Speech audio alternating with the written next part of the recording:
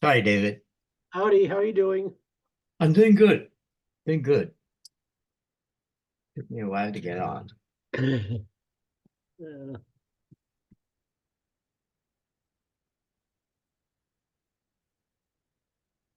3 minutes.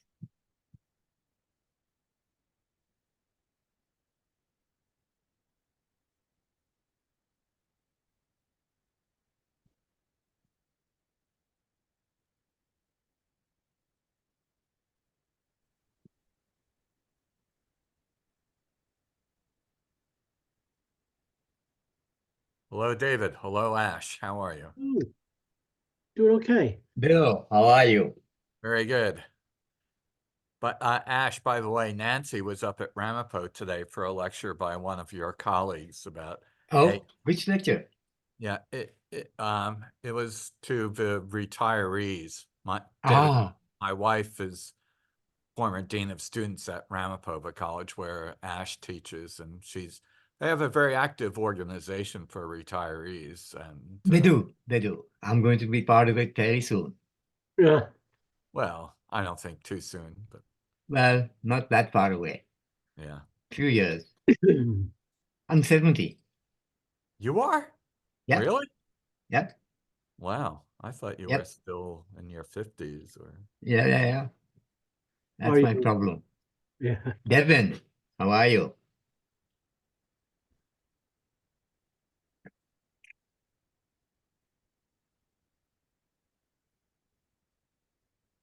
Yeah, interestingly, I was on campus today. It's spring break, but I went for a meeting. yeah, yeah. Well, the campus was, I think, probably pretty deserted, well, except for Pretty. Yep. I some did that. some residential students who don't go home for the holidays. Yep. But my alma mater, St. Peter's, is going into we'll be playing Charlotte, North Carolina tomorrow in the NCAA men's basketball tournament. Nice. We're hoping for a repeat of the miracle 2 years ago where we Yeah, got, you guys did very well last time, right? yeah, yeah, that was fabulous. Hello, Deb. How are you? Hello, Bill. Hey. Hi, Ash. Hi, David. Howdy. How are And hello, you? hello to you, Devin. All right. Hi there. Heidi ho. So, gentlemen, what I've done is post those breakout sessions as a separate event to allow people over the next couple of weeks to, not the next couple of weeks, 2 weeks out for 2 sessions, join our environmental justice module. Yeah. So how do you want to handle that? Should we just make mention of this at the end of your talk, David, before Yeah.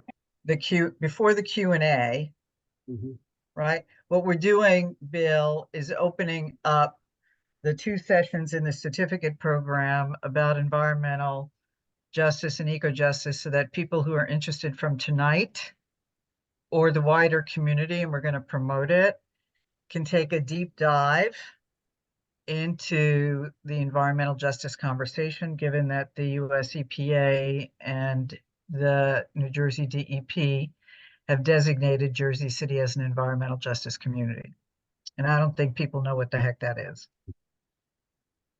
So we'll offer, people the opportunity to join the class for 2 sessions to, learn more. And that also satisfies some of the requirements SJC has under the EPA grant that we have to educate the community about environmental justice.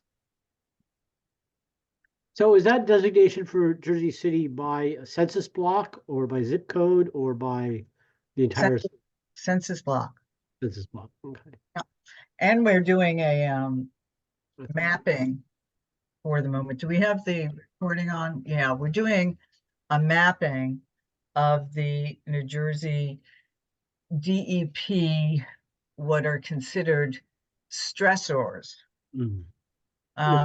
which include, being proximate to contaminated sites or air quality issues or traffic for that matter. We're trying to take a deeper cut at trying to understand, why the health outcomes are so bad in certain sections of the city. All right. Hey there, Whitney. We've got other people on the call here. Not quite yet. Not yet. Somebody else was on, but they dropped off for a second. Okay. Devin, are you all sorted out with the certificate program and playing catch up a bit? I am. I tuned in last night. Really enjoyed it. Thank you guys again. All right. David, how did that Instagram live go with Abhilasha? Okay. Okay. It's hard for me to judge. Okay. We let our Instagram followers know that tonight was happening, Bill. So we'll see if that landed with anyone. What do we got here? Who is Paula? She just joined. I don't know. Hello, Paula.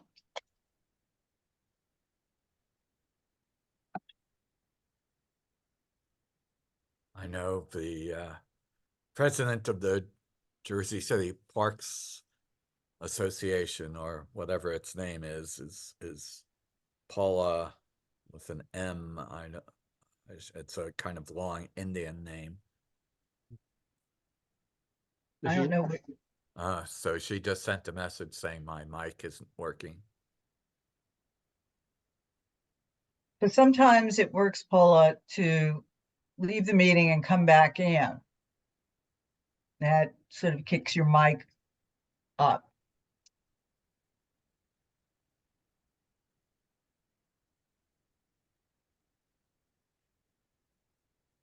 So Whitney sent you, Bill, or do you Yeah. mean Devin? An email about the certificate program. I'm sure she meant me, so I will Okay. look for it. Yeah, I'm sorry I haven't joined the well, I know last night I had something else too. Okay. Well, we're moving on without you. Let's wait a couple more minutes to start this evening.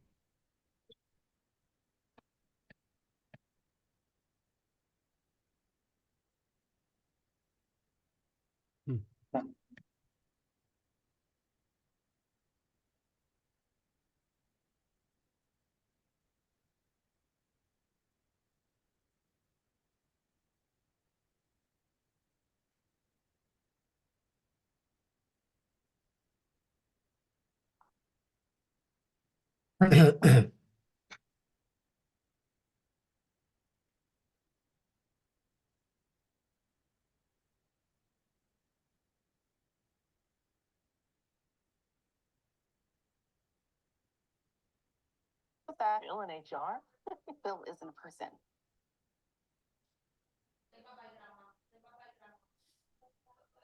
Here we go. Ba-da-ba-da-ba-da.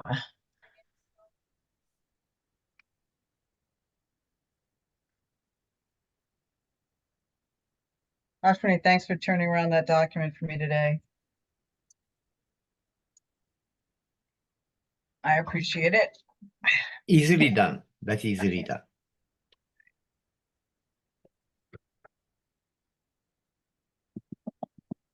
Bill, Yes. actually, would we say, what I want to do is include you. The next time we have our community education team meeting, I will show all of you the Jersey City report and the health statistics here, Okay. right? Which then we can look to integrate David into potentially session 2 of the certificate program. When you're on mute. Are we meeting this Friday? Yeah, I think so. Yes. I think that's on the calendar. Yep. I'm sorry, we're meeting Friday? We meet every 2 weeks, and I think. we I met know, I weeks will ago. not be there. I think I sent you guys a message. I'm in Boston. Okay, Is so it business fun or conference or? Oh, no, no, no. My wife wants to go, so I'm going. Simple. and not for anything, I'm just forgetting, I'm gonna be in Philadelphia. So let me email you these documents so you can eyeball them, Okay. and we'll then meet in a couple of weeks. So will we not meet at this? Friday, right? No, I'm not no. going to be here, and Ash is not going to be Okay, here. so no meeting. Okay, No meeting on Friday. okay. So Do you want I'll take Boston over Philadelphia any day. Well, a lot of people would. Well, I was born in Boston. I Oh, like Philly. I'm an MIT baby. Oh, how good. So. But we moved out. Well, I don't know if we're going to have to crowbar you out of Maryland now that you're retired, David. Have you left the state since you landed? Oh yeah, I mean we've been, in fact, I'm tomorrow headed up to Philly, in the Philadelphia, Lancaster area, to see my sister. Okay. So yeah, Okay. far away. All So right. Well, so Bill, do you want to open the meeting? Sure. Well, just welcome everyone. It's a small but dedicated group, and this is a joint venture between Sustainable JC and the Journal Square Community Association's Green Committee, which I chair, and we're delighted to have with us two of SJC's prominent board members, Ashwani Vasishth, and forgive me if I'm not pronouncing your name correctly, and David Larrabee, and they will be discussing environmental justice. And I'm sure it will be a fascinating subject because it's so pertinent to so many issues. And I'll just leave it to you guys, whoever wants to go first. you want to give? I think, David, how are you? Are the both of you going to do this tonight, or just you? I'm happy to do it, and I'm certainly be delighted if Ash has stuff to add. I'll add. This is David's session, but I'll chime in. Okay. Do I have screen sharing? Yes, You you should do. have. All right. Let me know when you can see it. Yep, You're We good. can say it now. we're good. All righty. So when we started this a while ago, I just spent some time on Google looking at and my desk looking at all the various types of environmental justice type programs are out there. I sort of put this slide together. And all of these are legitimate groups that deal with issues that in some way impact the environment and justice. We're sort of going to be headed towards the environmental justice side of things. But I would like to start off by trying to make sense out of all this, in the sense of what's bringing all of these groups together. How do I do sort of a typology of these groups? But before I do that, I'm sort of give you a background of where I come from in all of this, so you can sort of identify my biases and things. And I come from a background in this little thing here called eco-justice.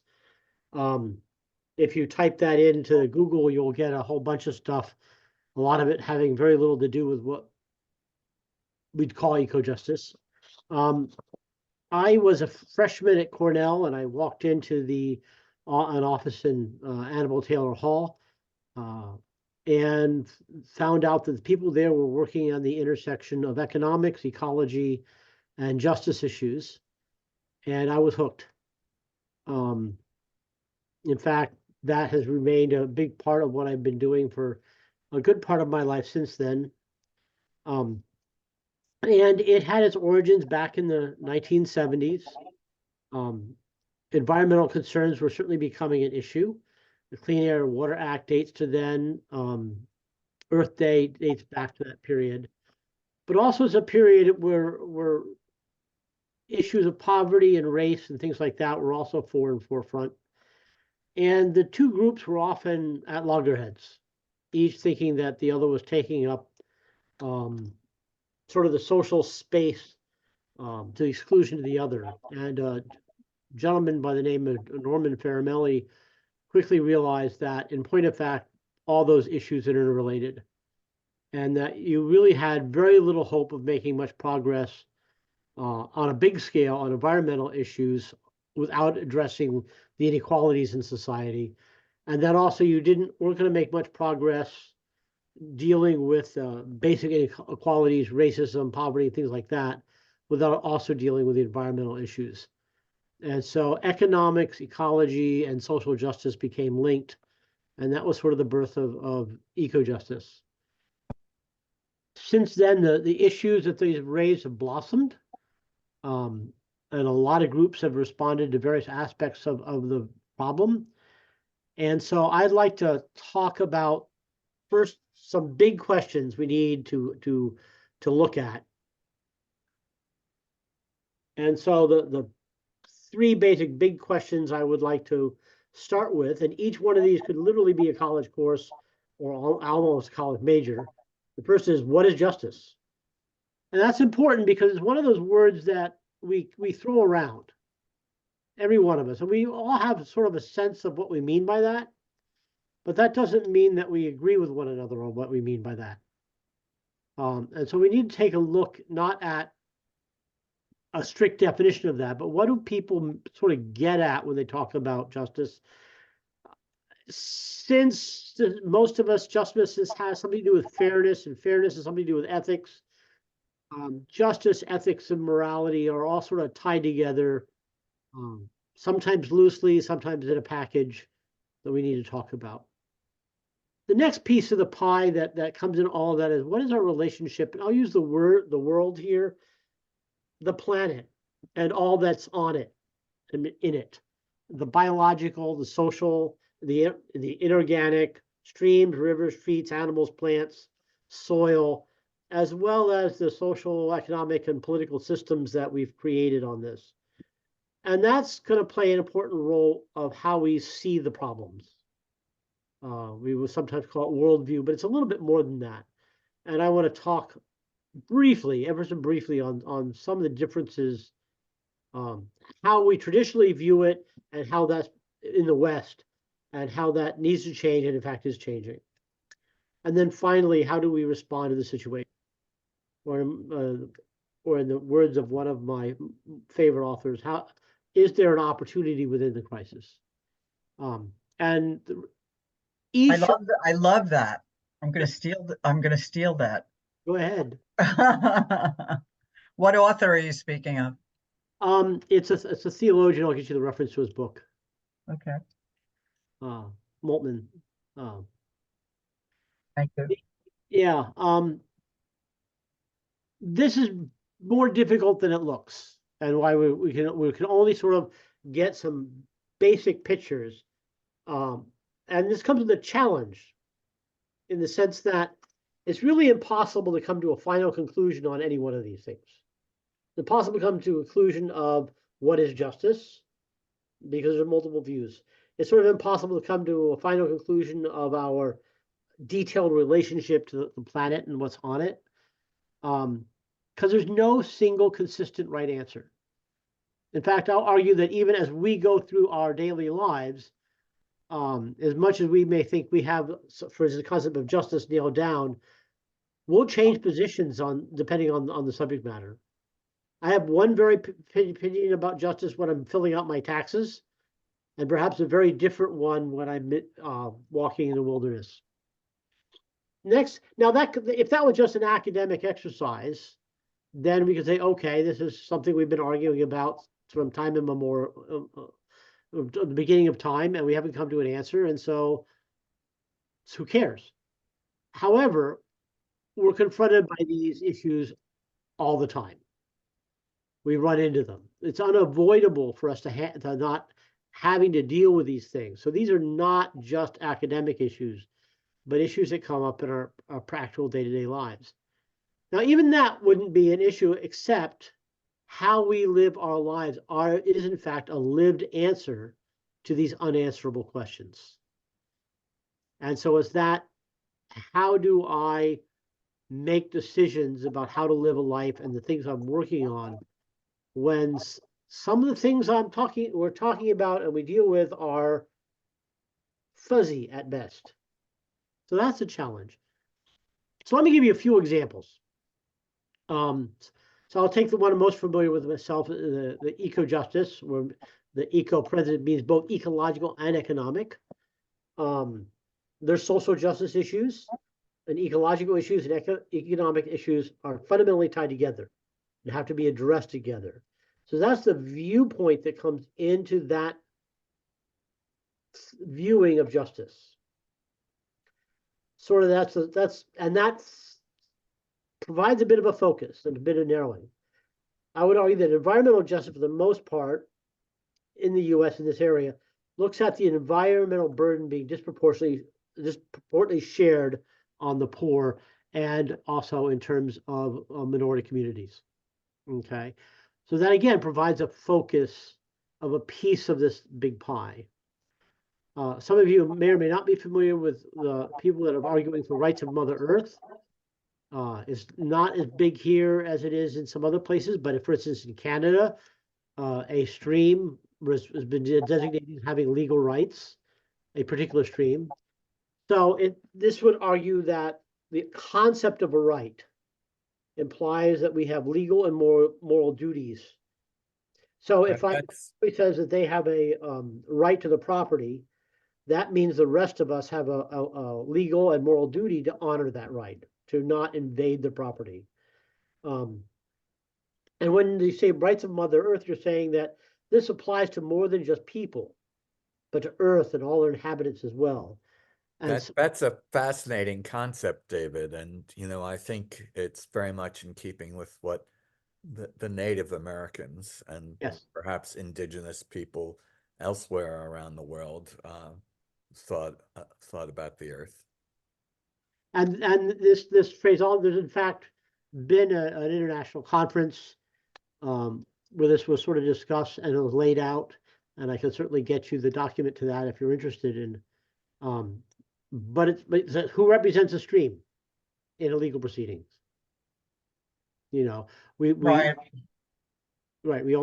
talk about the benefits and things that people derive from the stream, but not the stream itself. Yeah. And so that's sort of so with that as a background, let me sort of tackle these in order a little bit. I want to talk a little bit about justice and ethics and first. So if you sort of toss some words out that you might think about that we use that are sort of corollary to our senses of justice, you might talk equality or equity, fair, which is different than equity, but equity, fairness. You might talk about privilege in the sense of, is there an injustice associated with privilege? Justice being getting what we deserve versus getting what we need. If you're a utilitarian, you might say, well, it's the best for the most people. If you're a libertarian, you might talk, it's about being maximally free, or justice involving our property rights. You might talk about restitution in terms of when there's injustice, or and often even reconciliation. So all of these bring about senses not only of justice, but senses of how we behave. And philosophers have long since debated, how do I do a philosophical background for this? And this is useful because it provides a way of thinking of our approaches. And so there are different points of view, do it differently.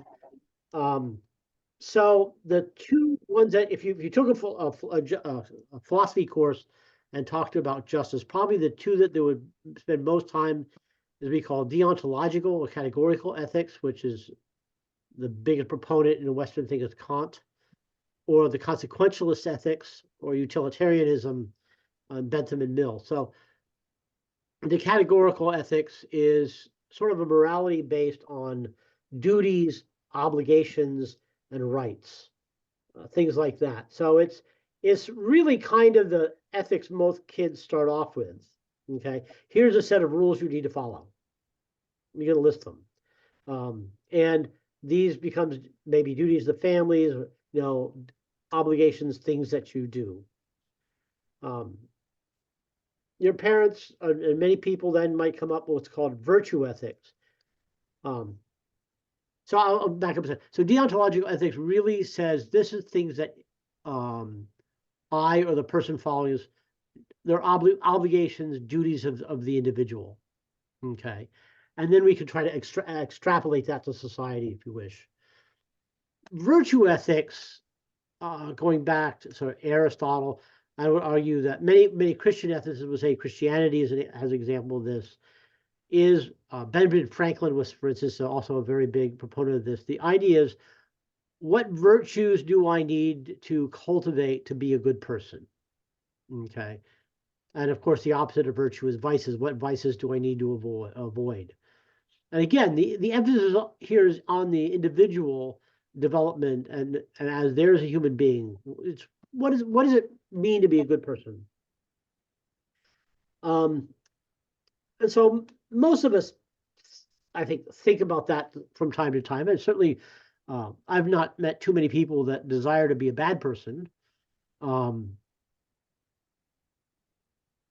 Consequentialist ethics is the cost-benefit analysis kind of ethics. It's the morality of an action is based upon what happens at the end of a sequence of events. So it's a morality based on outcomes. And the classic example of this is that a society might try to do outcomes that does the most good for the most number of people. And of course, the issue there becomes, are you willing to sacrifice some people for the benefit of other people? And if you think about a lot of what we argue about in terms of politics, this is where it's at.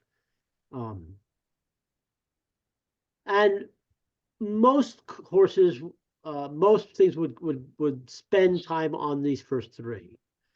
I'm going to add the communitarianism as a more recent in Western, but perhaps more indicative of many other societies, called communitarianism. And it has a different picture of the individual. And you're seeing this in public talk sometimes too, where the individual is shaped by the community they're a member of. So no longer we have the individual that stands alone. And we're talking about how two independent individuals react. Now we have somebody whose sense of self, whose sense of belonging, whose backgrounds, whose understanding is done within a community. And because of that, they have obligations to that community and from that community. And this can get quite heated depending upon what obligations you think you have. So, for instance, somebody might say, no, I'm born in 1955, slavery is over, that even though I'm a white male, I have absolutely no responsibility for slavery because it's something of the past. Well, communitarianism would say, no, I'm a member of a society, a group, that was partially responsible for that. And so I can't just easily shrug it off and say, I don't have to worry about it, because I'm getting certain privileges as well as certain obligations from being membership in that community. Okay, McIntyre's book, I think it's called After Virtue, in the 80s is one of the classic texts in this. But it's an interesting read when you start listening to indigenous peoples and other communities to say that, we really in the West espouse ourselves as really distinct individuals. And we're going to see, especially when it comes to ecological issues and justice issues, seeing ourselves as tied to a community with accepting some of the community obligations is perhaps an important shift in our frame in the West to help that. So let me stop there for a second and get any feedback before I move on to the next piece. So are you saying the last instance, David, that it is in the West, for example, shifting from being sort of an isolated self to being more cognizant or obligated to the society, the community framework? I think you hear it more in public discourse than you would have heard it 20 years ago. Okay. But I don't think people are consciously making the connection, as we often don't when we talk about these issues. So, for instance, in the abortion debate, you often the phraseology you often hear that a woman is in charge of her body. I'm not going to disagree with that, but I'm saying a libertarian would have absolutely agree with that, and because the strict the self is in that, and they might not agree on much else, but that's something they'd agree on. So the view that me as an individual is strictly tied. My labor is mine. Everything about me is under my control, and in the extreme case, you would say that working for somebody else is a form of wave, domination. I think that has to be softened a bit because it really, like I said, it's hard. Where does a community get a sense of responsibility from if all the individuals don't share some obligation to the community? And so when it takes a community to raise a child talk fits within that. But it takes a village. Yeah, right. Coming round. Okay. So we're seeing pieces of this in public discourse. But like I said, you're likely to, as you go through life and you deal with moral decisions, sometimes you're going to be a deontological, sometimes you're going to be dealing with things from a virtue ethics perspective. Sometimes you will think about the consequences of your actions, and sometimes you'll think about the community. So I personally view this as a toolkit. Not so much that I have to pick one of them and base my life strictly on that one item, but then the question becomes when and where do you use which one, and yeah. But in ethical decision making, these are some of the basic tools you have. I'm interested in the note that Ash put in there about the difference between fairness and justice. Justice is about what we deserve individually, and fairness is about the way we are treated in comparison to others. That's an interesting framework in which to think about these issues. Yes. And what does it mean to be fair? Is being fair a matter of meeting somebody's needs, or is it means treating everybody equally, Right. or treating people so they all have the same results, or is it treating people equally based on their merit? I think the essential point in the Clark College University quote that I put in the chat is that fairness is comparative. Mm-hmm. And justice is internal to an individual. Is it justice for me? In that version, I'm not saying that is the only version, but in that version. So, but when we go to the UN and we talk about environmental justice in this country, or say in indigenous peoples, that's not just an individual issue. It's not, I know. Yeah. Which is why my first comment was that this comes from the fairness idea. Justice, environmental justice derives from the idea of fairness to future generations. Yes. 1984, right? It becomes environmental justice when it is applied to a community, specifically, in my experience, in the US, to Black communities. That's when it emerges as a discourse element and then grows from there. That's my understanding. Okay. But I really like the idea of fairness to future generations. Mhm. And I look forward to discussing that some more, because it's not something that's commonly discussed. Sure. I mean, as a sidebar, I don't want to take away from what Go ahead. David is saying, but with regard to what Bill is expressing interest in, that comes from the Brundtland Commission report from 1984, in which she said fairness to future generations. And the reason she said that is because there's a real concern with intergenerational equity, Yes. right? Intra and intergenerational, both are concerns. So is it fair to future generations if we are screwing up today?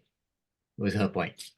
And indigenous people have a criteria of looking out for what happens to your action up to the 7th generation. In fact, there's actually a company now called 7th Generation Products. And so, I mean, yeah. And then the question becomes, how far in the future do you look?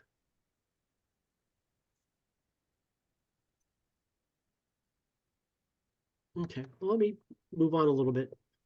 I also want to talk about the other piece of this is not just our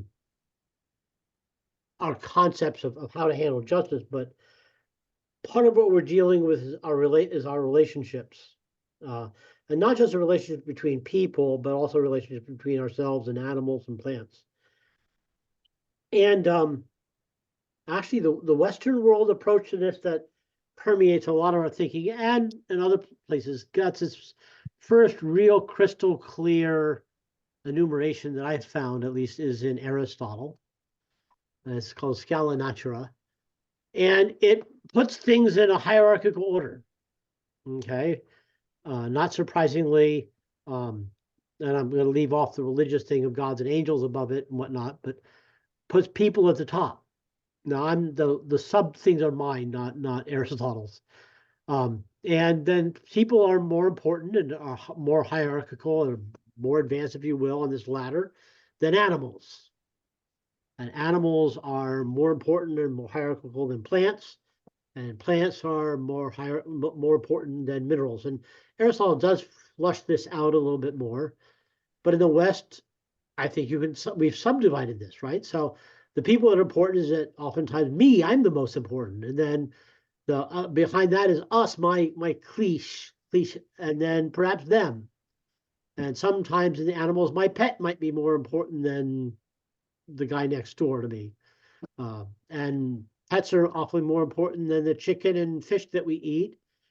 And those are more important than those we don't eat. I put a joke in there. A friend of mine, we were discussing wilderness and said that his definition of wilderness is it's not wilderness unless when you go there, there's a possibility that something might eat you. So, Oh. so those animals are certainly those that eat us are probably the least important. And plants, of course, our food crops are more important than the weeds, and minerals are important in the terms of economic order. So we have this nice linear sort of chain in our perception of importance. And so I've said in this way of thinking, the issue becomes, what am I allowed to abuse and what am I not allowed to abuse? So the question is, where do you draw the vertical line? So am I allowed to abuse a mountaintop removal? Okay. Am I allowed to abuse weeds, the crops? So am I allowed to abuse other people as long as they're them? They're not one of my group. Am I allowed to abuse my neighbor? So when I rank this important sequence here, that sort of becomes the issue. Yeah, yes. And I mean, there are elements of this in a lot of places that go back before Aristotle, and to some extent, it's only natural. But this elevation of people to the top, ecologically and biologically, is a problem. And one of the reasons the problem is because if we're always doing humans first, then that sort of naturally leads to ecological breakdown. If I look at an ecosystem that's working and things are kept in check, there's sort of checks and balances going on, and we have this concept of a key species that if you eliminate it, the whole thing falls apart. Yeah. And there's nothing really in this way of thinking that's keeping humans in check. And so a better way of thinking, I think, about relationships in a way that's we're doing is sort of this way. Now I'll use a Venn diagram. Is that everything is affected by the physical. You take away the oxygen for the planet, there's no life left, etc. And you need the biological to convert the sunlight to the energy that drives the whole system, other just run downhill. But this boundary between the biological and the physical is fuzzy. Is a virus alive? Interesting question. So it's sort of a fuzzy boundary, but at some point, clearly a cat's a biological being and a piece of sandstone isn't. So there's a distinction here, but there's a fuzziness. And as a subset of the biological, plants and animals are human beings. Okay, and recent debate will tell you that there's some fuzziness here too, in terms of people's perceptions. Humans could not exist without the biological, and the biological can't exist without the physical. And so within the human possibilities we've created our social, economics, politics, things like that. I'm not saying other animals don't have that. They certainly do. And you can find lots of examples of that in nature. And in fact, there's some interesting things going on in terms of looking at forests and things like those, as also shows social entities and interrelatedness between species there too. So in this viewpoint, humans are part of a network and cannot survive independently of that network. So it has to survive within it. So when you talk about how we treat the biological and is there justice here, it's a real issue, because if we don't do it right, the system collapses. Okay, and I will also argue that if we mistreat the physical and biological, that'll exert pressure backwards onto the biological and onto the human and onto the social. And the prime example today is climate change, right?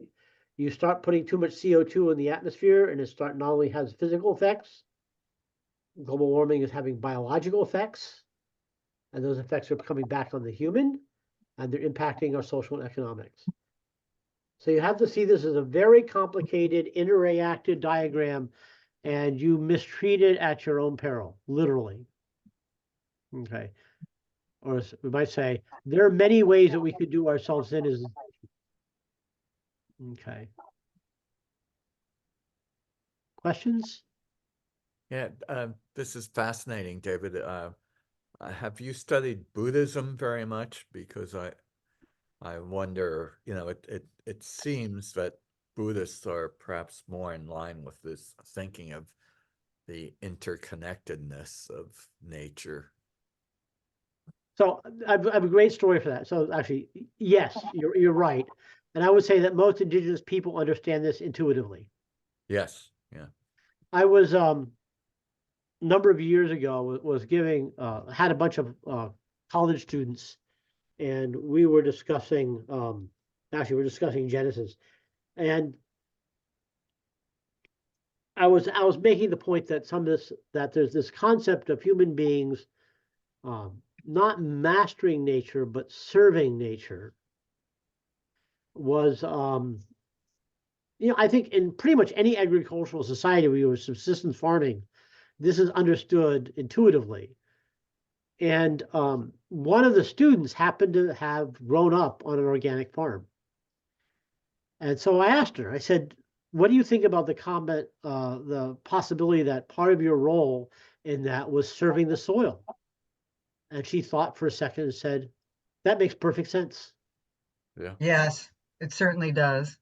So I think there's been a transition, we've gotten away from an agricultural society where the city people can afford to forget this.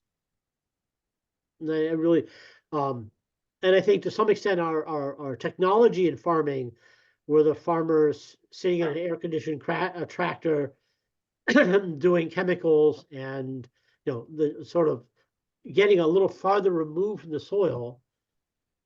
I think if you do that, there's a danger, because the physical soil and biological aspects of dirt simply become a placeholder rather than the fertile participant in agriculture. And I think that's a danger that we're facing. But yeah, I David, I have a question. yeah. I guess as you're going through that, the different frameworks, the thought I had was, from a political economic standpoint, then is it inherently the case that our creation of divisions or separations between church and state, say, like how many of those things are the basis of religious viewpoints? So to create a division between those belief systems and how we structure the economy, like, is that the source of the disconnect between serving the earth as well as the bottom line? Or where would you attribute like that disconnect beginning? I think the beginning of that And before you answer that question, David, could you reframe the question? Because I'm not sure I quite understand the question. So if tell me if I've got it right. So Sure. if I go back in time and I have very early societies that were tied to the soil, an agricultural society, understood, as Native Americans certainly did, their interconnectedness to all things in the soil.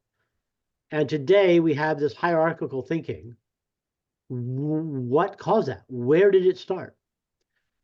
I think it's a great question, Devin. Did I get it right? Yeah, I think some aspects. I guess where I'm coming at it from is just in the private enterprise, like in our economy, or in corporate America, like conversations around social and environmental impact or social justice or environmental justice tend to, like, the only way to have that conversation effectively is to avoid any religious connotation or sort of morality argument, which is So inherently, capitalism. Go to I capitalism don't think for it's that. like it's not able to. That's the only way we could have like a constructive conversation in our society in the West, it seems, like in the business world. However, like they seem inextricably linked to me. So I would say that this issue started a long time ago. Where it really took off, I think really was with the industrial age and capitalism, in the following sense. There was a period of time, Middle Ages, when the dominant need of society was more stuff. I mean, things were made by hand. It was slow. You had people. It really was an issue of generating enough chairs and enough tools, etc. And capitalism excelled at that. It excels at making stuff. The problem is that we're still pursuing that. Stuff is overflowing. So I think and when you did that, you took people away. You took in order to have factories, you needed more workers. In order to have more workers, you needed farms to be more productive.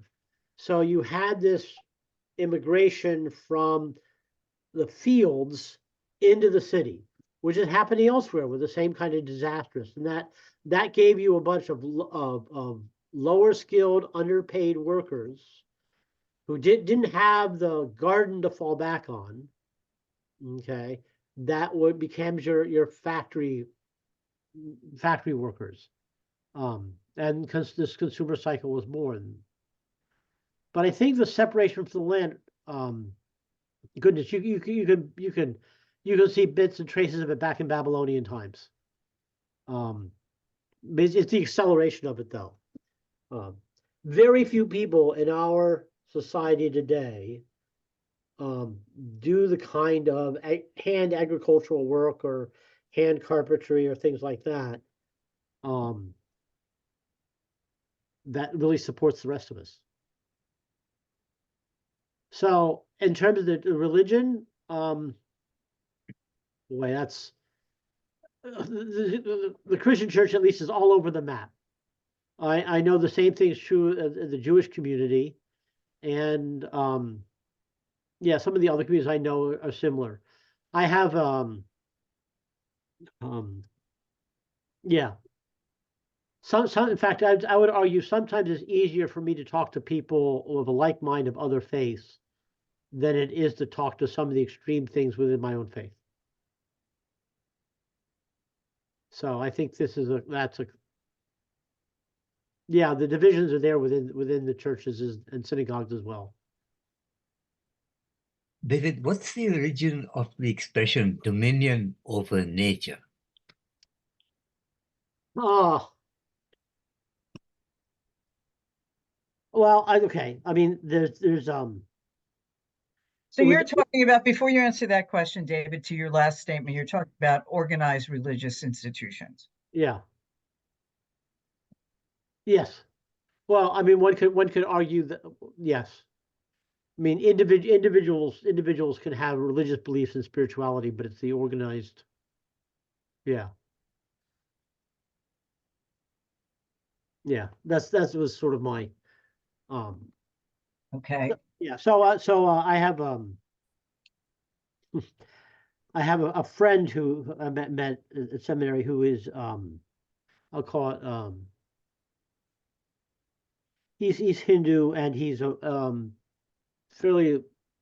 on the liberal side. We talk a lot about these issues, and it's very easy to talk, and we share all kinds of stuff together without any problem. And he relates how hard it is for him to talk to some of the far right, and he has the same frustrations I have sometimes. So I think it's a division that happens in many organized religions. Are you a member of an organized religion, David? Yeah, I'm a member. I'm a Christian, a member of the Episcopal Church. Here. So yeah, I mean, absolutely. Okay. In fact, I will be preaching on the Sunday day about our relationship with the planet. Okay. So, and you asked about dominion. Are you concerned with the word or the religious ideas behind it, or? Well, so my question comes from Devin's question, really. What's the source of this idea that we own nature? And my lay understanding is that somewhere in the biblical tradition, there is the statement that God gave us dominion over Yes. the world. What is the origin of that? Where does that come from? That comes from the first chapter in Genesis. Okay. When the creation of human beings, and it actually says to give you dominion over the beasts of the field and the count, and then it says I give you allows you to subdue the land. Mhm. And so dominion can be taken in that sense as kingly rule. A good king cares for their subjects. Benign. Yeah. The one over the land where it says subdue, that word in the Hebrew is pretty harsh. It's it's subdue in the sense of putting down. It says subdue, do a revolt. The interesting part of that is if you've ever tried to plant a garden in a mountainous, rocky terrain, and you want to prepare a bed, you will quickly understand how that kind of work is pretty brutal. And so I've always taken that, and others do, to mean giving the right to do agriculture. Because the very next piece of it is that all the people and animals are supposed to be vegetarian. And people are supposed to raise the crops. So, but that's the origin of it. And the Dominion stuff that we have today is a relatively recent, last couple hundred years kind of theology. Thank you. Yeah.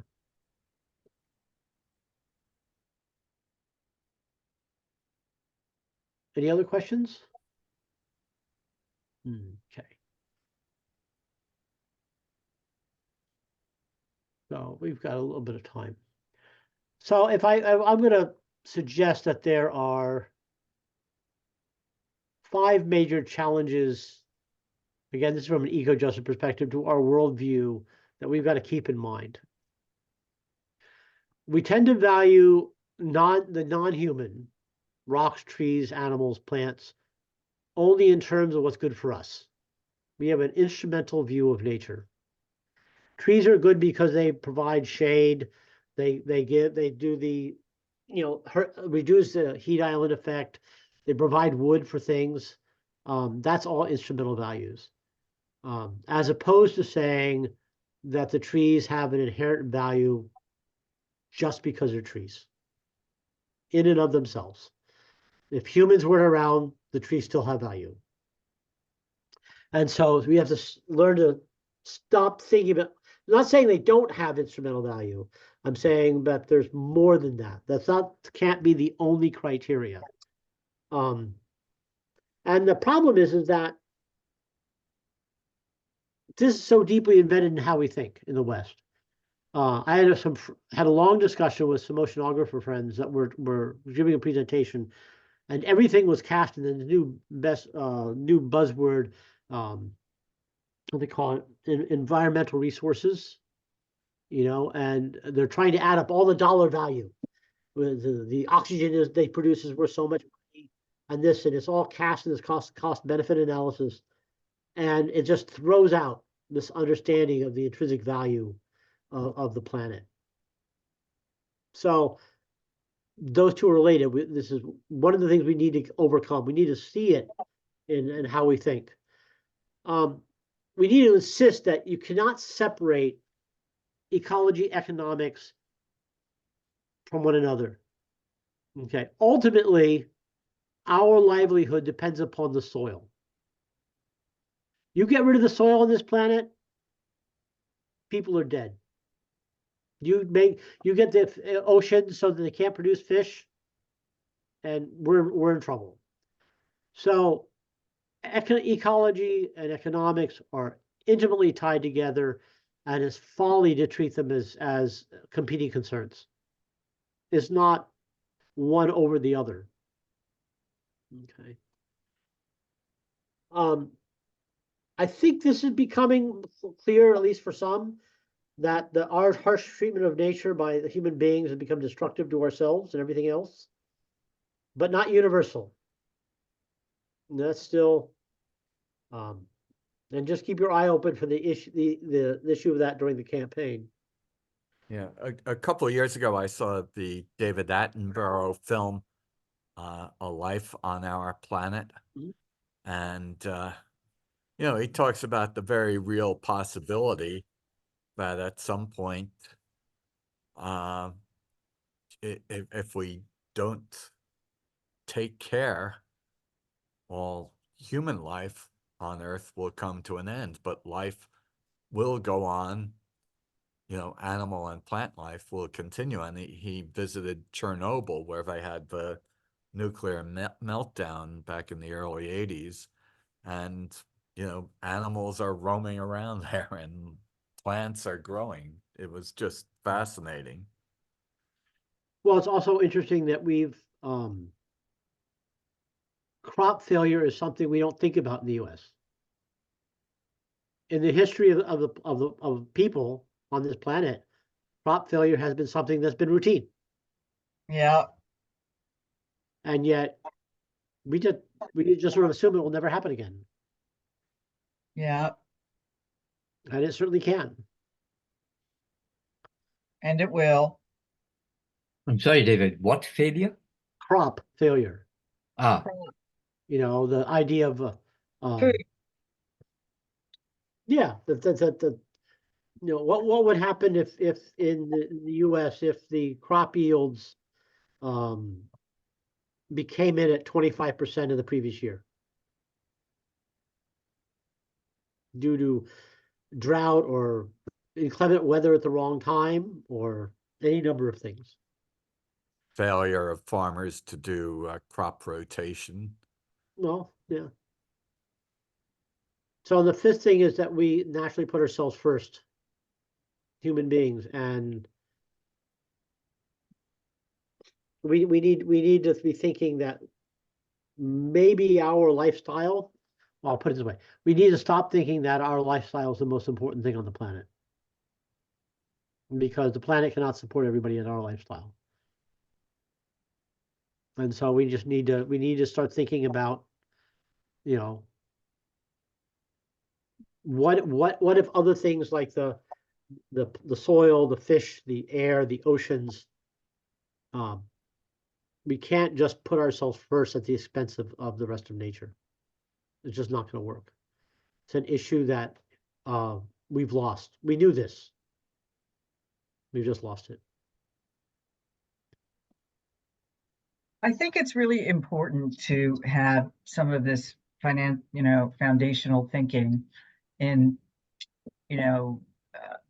on eco justice and the framing of some of the morality and the, ethical perspectives on this. And I think this is a much deeper conversation to come to than, which we haven't really discussed, which is an opportunity to have a deeper conversation about, in the certificate program. I think that the conversation we had tonight is really important because we don't do that much, and we can't even wrap our brains around this unless we poke at it for an hour.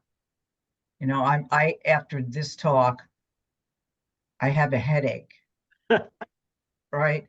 But most people, I'm dealing day to day, in my world in sustainable Jersey City land here, from the perspective of environmental justice. Right. And this cumulative set of environmental issues that have, transferred stuff like, various pollution issues onto an underserved population of people, typically people of color, who are poorer than most, who are marginalized in some way, right? But if you come to that conversation with this thinking, I'm wondering if there had to be some impetus in the environmental justice legislation for New Jersey, which is the most progressive in the country. There had to be some impetus in this from the eco justice, side of things, from that foundational sense of trying to sort of get, I don't want to say it that way, but get with the, the program, get with what we're obligated to nature to be thinking about here. Yeah, I think in terms of the city, you have a slightly different issue, in the sense is that Or the state. I mean, the federal government now is forcing everyone with every, piece of funding that is being, dealt out to think about environmental justice. Right? And they're forcing people at least to come to that set of perspectives, that there has been an imbalance and inequitable and a tipping of what would be call it fairness, laid upon marginalized sections of our society, right? And that human beings are suffering as a result, and there are long-term consequences that are being felt by certain populations of people. At least the federal government has pushed out on the mandate that if you want any of our money, Yes. you have to think about that, and you have to take some steps to consider how you're going to make things better. And if you're not including the steps that are needed to try to make things better in your ask for our money, you ain't getting it. Yeah. I But think that's very commendable of the federal government for taking that position. yeah, and even New Jersey DEP, which of course is taking its lead from the federal government in terms of funding. But again, back in 2021, New Jersey passed the most progressive environmental justice legislation in the country. California comes in second around this, this past year. So it has to stand on the shoulders of some of this thinking, but nobody talks about it this way. Yeah, I think part of that is because,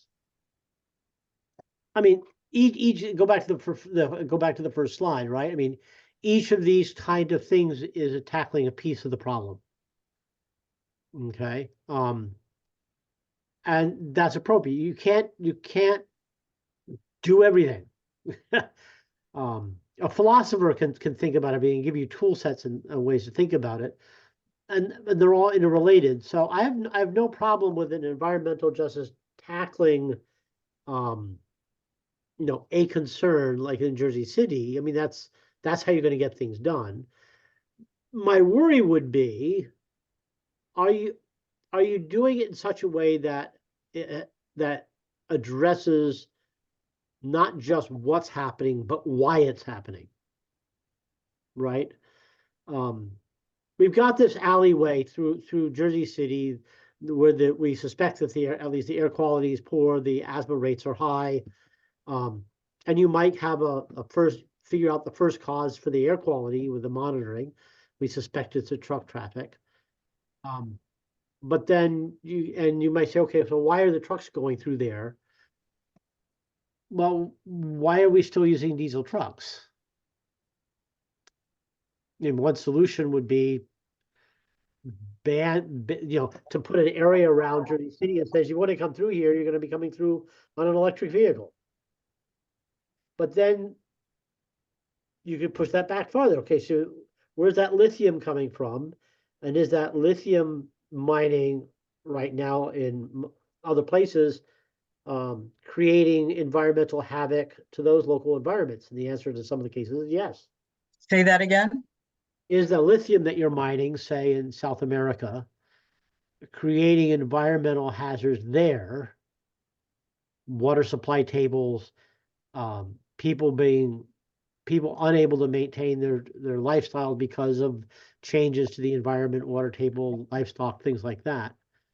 So are you correcting one environmental problem by creating another environmental problem somewhere else? So in trying to implement, you're saying EV or solar to reduce emissions here, what we're doing is playing havoc. We need to make sure that we're not, and sometimes we are. And then you're going back to that justice problem, right? It says, okay, the philosophers have a wonderful example called the trolley problem. You can look it up. But is it okay to trample the rights of a small number of people so that a larger number of people can benefit? And of course, utilitarianism might say, well, sure. But then if you're talking about fundamental rights of people, then the answer is perhaps no. If you're talking from a community perspective, you say, well, do you really need all of that? Or can you cut your consumption so you do less damage and maybe you don't need as many solar panels and things?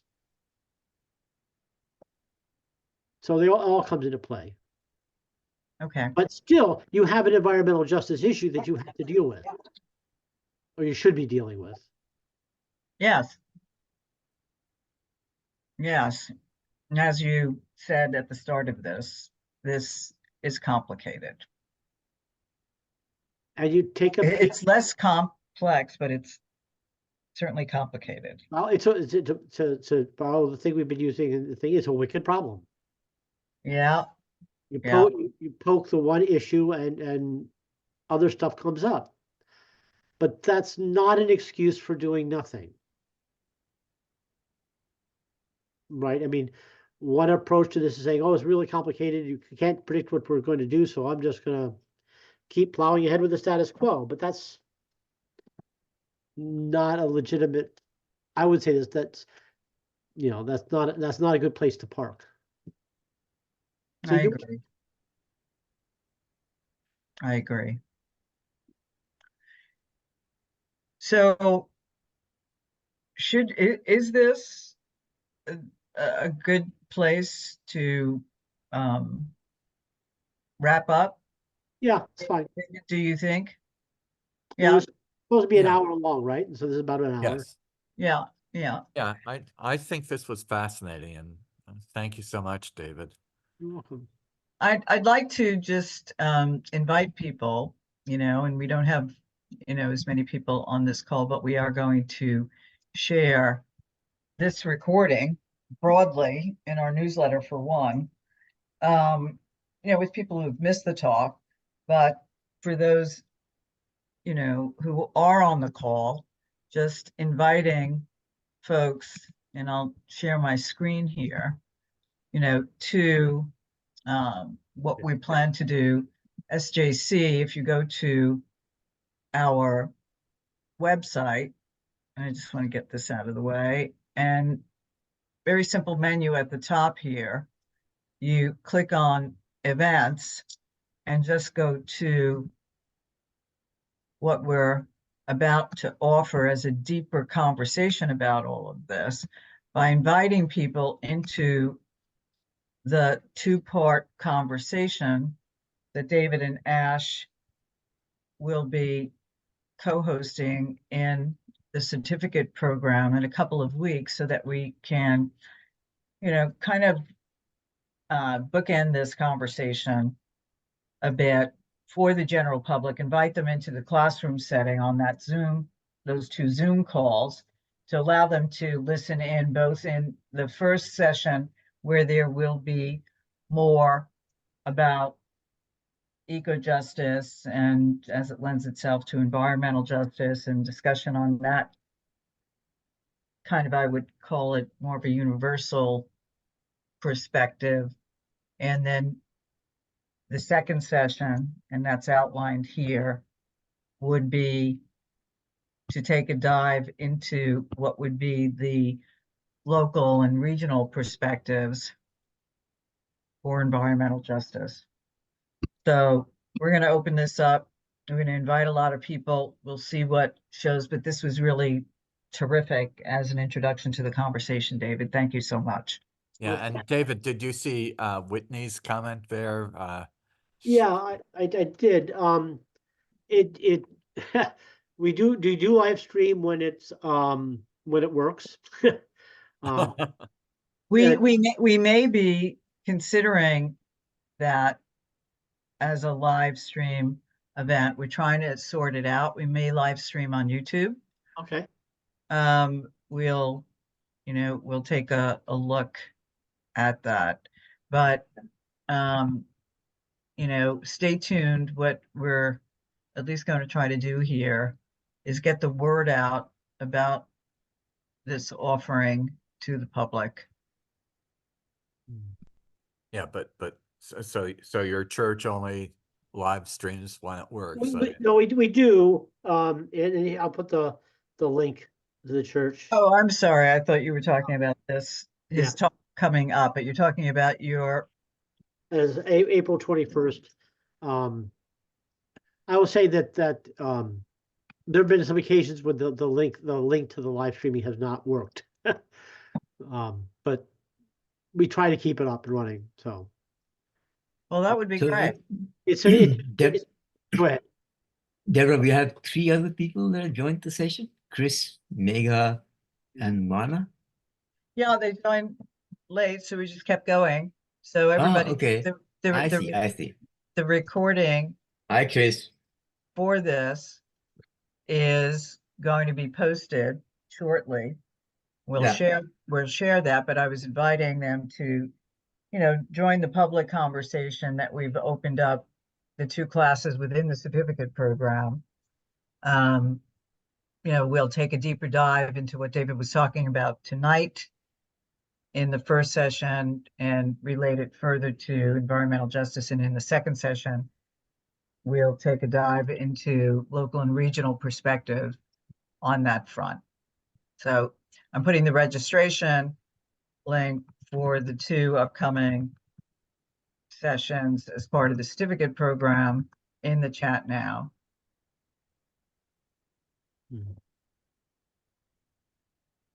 So while she's doing that, are there any other questions from people? This was very good, David. Thank you so much. Oh, thank you for having it. Nicely done. Yeah. So good night for now. This is about what we do. We talk for, an hour with plenty of Q&A. And then we move on to the next. So if you can't come to the certificate program for a deeper cut at this conversation, then maybe see you next month, where we have a talk, Bill, that's going to be from the Department of Environmental Protection on the Essex Hudson Greenway programs. And also Liberty State Park. Great. Maggie McCann Johns, who is director of Urban State Parks and Initiatives for DEP, a young woman, and she seems very impressive, and I think it should be good.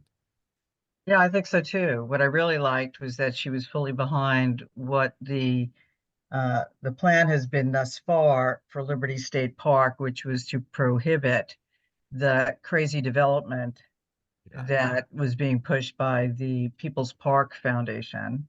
Yeah. Right. By billionaire Paul Fireman. Yeah, which he's pushing back. He's at it again. So there's another public meeting at Liberty State Park on April 4th. We'll send out some notification about that, but people need to stay the course, because he's not going away. I know. Yeah. Okay, folks. All right. Thank you, everyone. Good for David. now. Thank you. Thank you very much. Yes. So next month, hope to see you then, April 17th. Ciao for now. Bye now. Hello. Thank you.